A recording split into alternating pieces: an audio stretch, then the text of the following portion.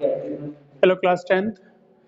You are going to study about the question and their answer. Unit test second का revisions है, ठीक है? तो क्वेश्चन लिख लीजिए. Question is this: why did Gandhi ji start the CDM, explaining any four feature of the movement? दूसरा question लिखिए. Second is this: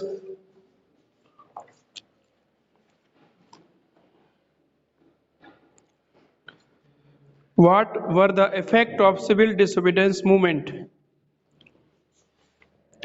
What were the effect of CDM? What were the effect of CDM? Civil disobedience movement का क्या प्रभाव रहा? क्या प्रभाव रहा? What were the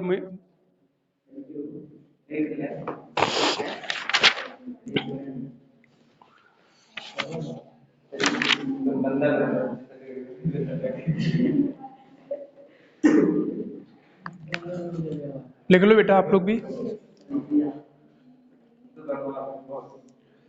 How did different social group how did different social group how did different social group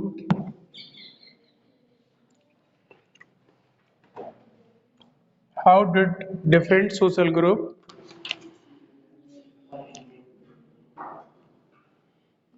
conceive the idea of non conceive the idea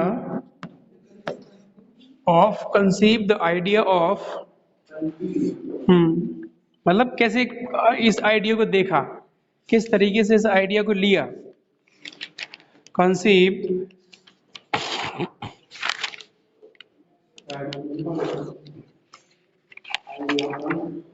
conceive the idea of the non-cooperation movement. Explain with example. Conceive the idea of non-cooperation movement.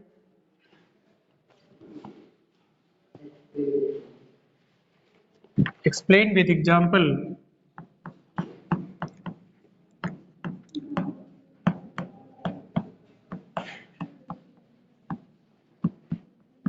Explain with example.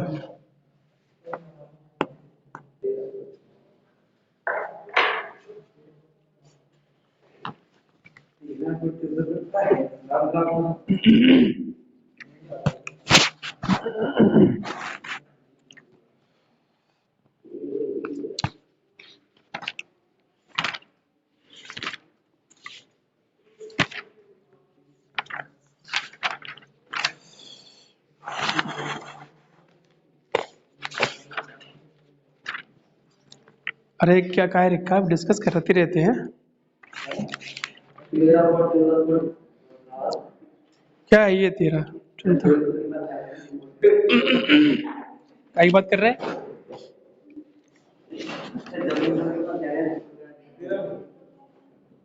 देखिए both Sri Lanka and Belgium, both Belgium and Sri Lanka, both Belgium and Sri Lanka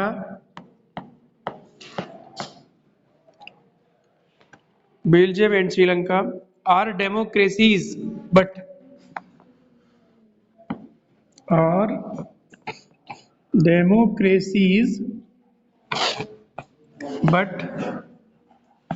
बहुत अच्छा question है ये.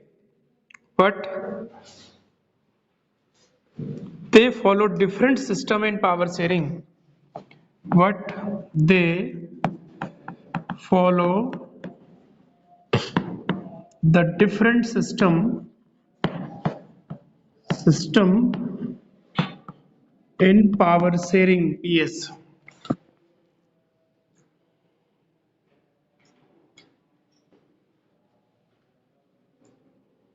Support the statement by giving 3 points of difference.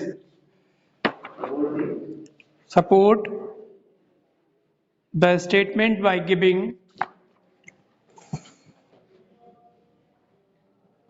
support the statement by giving 3 points of the difference. ये question हमेशा repeat होता है। कह रहे हैं कि बेल्जियम और श्रीलंका दोनों एक लोकतांत्रिक कंट्री हैं। आपको ही पता है Belgium and Sri Lanka are both the democratic nation, but power sharing में बहुत डिफरेंस है। इसको बता देना है, एक्सप्लेन कर देना है कि इन विच टाइप श्रीलंका में और इन विच टाइप बेल्जियम में कैसे कैसे पावर शेयरिंग थी। तो कहेंगे कि बेल्जियम में पावर शेयरिंग बेहतर थी, सब ग्रुप्स का ध्यान रखा गया था, इसीलिए बेल्जियम में कोई कन्फ्लिक्ट नहीं हुआ, कोई सिविल वॉर नहीं हुआ। लेकिन श्रीलंका की सरकार ने सिन्हाला को मेजॉरिटी माना, ऑफिशियल लैंग्वेज 1956 में एक एक्ट जारी किया और वहां पे सिविल वार हो गया। तो these are a difference between the power sharing in Sri Lanka and Belgium. This is very important question for your examination. दोनों डेमोक्रेटिक होते हुए भी इनकी पॉलिसीज में अंतर है। नहीं,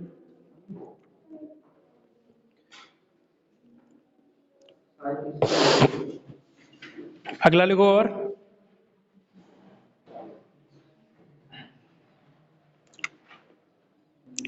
what are the difference from, लिखिए what are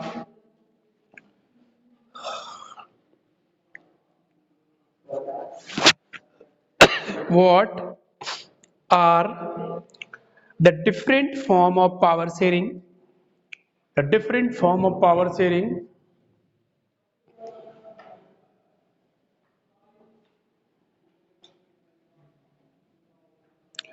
in modern democracies.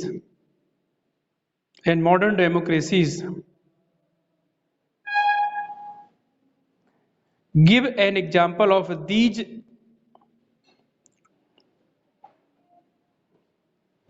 Give an example of these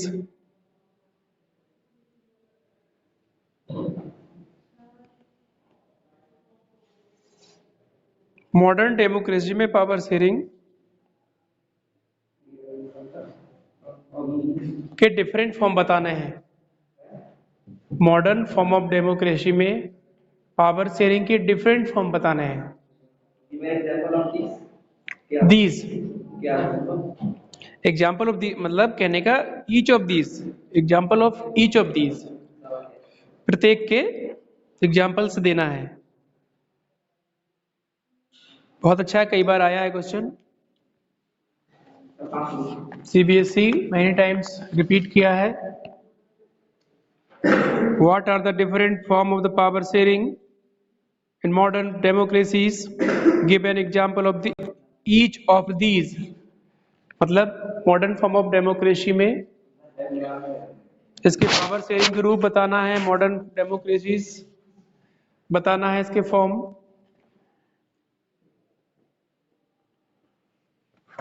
तो करिएगा जरूर, ये आंसर इंपॉर्टेंट रहेंगे।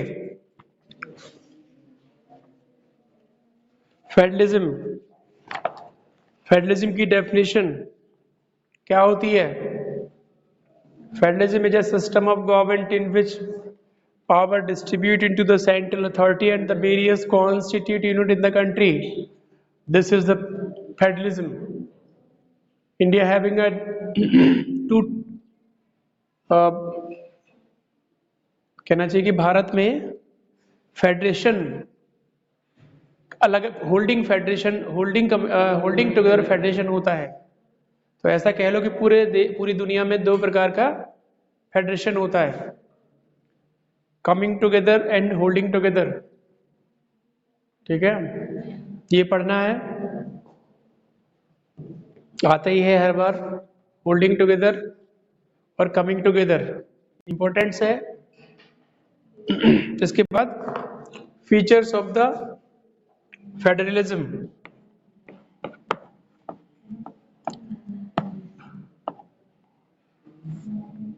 Features of the federalism. Features of the federalism, there are 7 feature of the federalism. ये सबको याद होने चाहिए, you will have to learn, mandatory.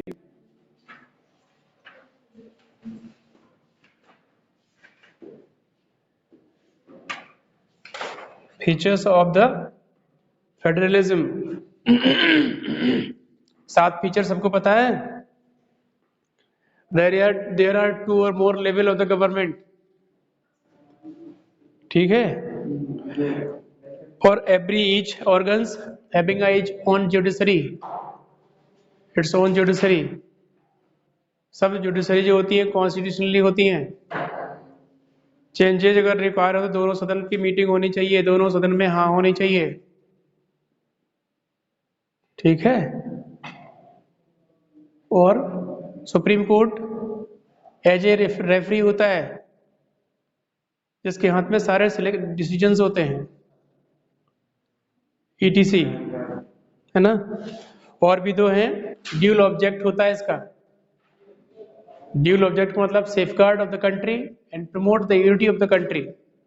दुनिया के लोगों के साथ सेफगार्ड सुरक्षा प्रदान करना, और इसके साथ साथ क्या करना, promote the unity of the country, देश में एकता बढ़ाए रखना, यूनिटी ऑफ द कंट्री। सुन लीजिए, promote the unity of the country and safeguard, लोगों की सुरक्षा, देश में एकता की भावना बढ़ाना। It is the duty of the government of India. और फेडरलिज्म का एक कैरेक्टरिस्टिक्स भी है कि federalism work on the principle of the India is a union of state. पहली बात, इंडिया एक जो है उसमें यूनियन ऑफ स्टेट है, और जो भारत का जो एक यूनियन ऑफ स्टेट, वो फेडरलिज्म के प्रिंसिपल पे काम करता है टोटली। जी हाँ, क्योंकि कमिंग टुगेदर जैसी व्यवस्था यहाँ पर नहीं है, बहुत ऐसी कमियां हैं। सेंट्रल बड़ा होता है स्टेट से, कमिंग टुगेदर में स्टेट सेंट्रल दोनों इक्वल होते हैं। तो मैनी दीज द प्रॉब्लम्स भी हैं, इसके ड्रॉबैक भी हैं, लेकिन 90% अच्छाइयाँ भी हैं। ये मत समझिए कि बेकार है। Democracy is better form of the government in the world. पूरी दुनिया में अगर देखा जाए तो इससे अच्छा कोई वर्ल्ड नहीं होता। लोकतांत्रिक व्यवस्था दुनिया में बेहतर है, दुनिया में अच्छी है। इसके साथ